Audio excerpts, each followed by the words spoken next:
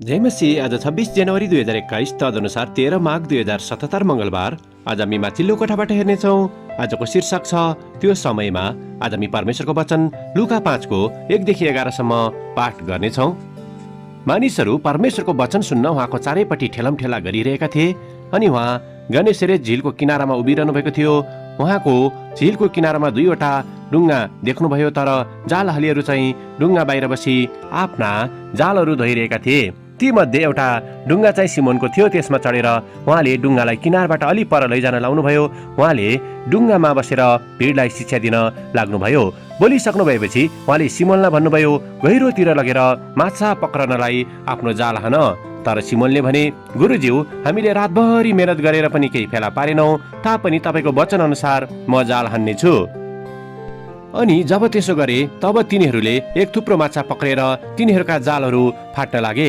तिनीहरूले अर्को डुङ्गामा भएका साझेदारहरूलाई आएर गुहार गर्ने इसारा गरेर आएर तिनीहरूले दुवै डुङ्गा माछाले भरे, यहाँसम्म कि डुङ्गाहरू डुब्न लागे।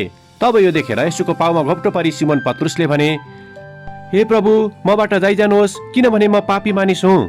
यतिका माछा पक्रेको देखेर तिनी र तिनको साथमा हुनेहरू सबैले साह्रै अचम्म माने। त्यसै गरी जब्दियाका छोराहरू याकुब र यूहन्ना पनि छक्क परे। तिनीहरू सिमोनसँग साझेदार थिए। येशूले सिमोनलाई भन्नुभयो, नडराऊ, अब उपरान्त तिमीले मानिसहरूलाई पक्रनेछौ। अनि जब तिनीहरूले आफ्ना डुङ्गाहरू पाखामा ल्याए, तिनीहरूले सबै थोक त्यागेर उहाँको पछि लागे। आमेन। लुका 5 को 3 लाई लेखक यहाँ जोड दिनुहुन्छ। उहाँले डुङ्गामा बसेर भिडलाई शिक्षा दिन लाग्नुभयो। आमेन। लेखक आफ्नो अनुभव र विचारलाई यहाँ यसरी प्रस्तुत गर्नुहुन्छ।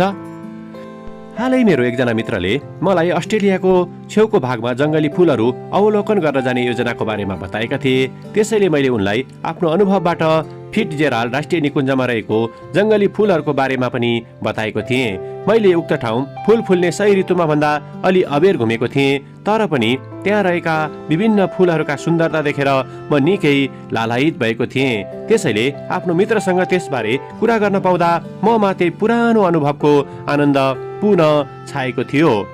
सुसमाचारका लेखकहरूले पनि येशूका विभिन्न पक्षलाई निहाल्दै सुन्दर कथाहरू तयार गरेका छन्, जसबाट कसैले येशूसँग साथ बिताउँदै उहाँको वचनलाई सुनिरहेको प्रत्यक्ष अनुभव गर्न सक्दछन्। येशूले त्यस समय के गर्नुभयो र के भन्नुभयो भन्ने कथाहरू सुसमाचारका पुस्तकहरूबाट थाहा गर्दा हामी उक्त समयमा आफैलाई राखेर कल्पना गर्न सक्दछौँ।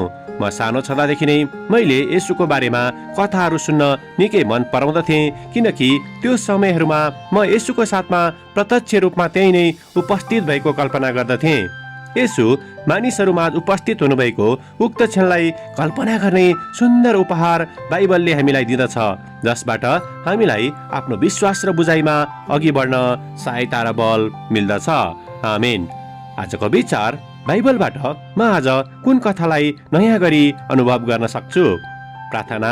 प्यारो पिता, येशूको जीवनको कथा र शिक्षाहरूको निम्ति धन्यवाद।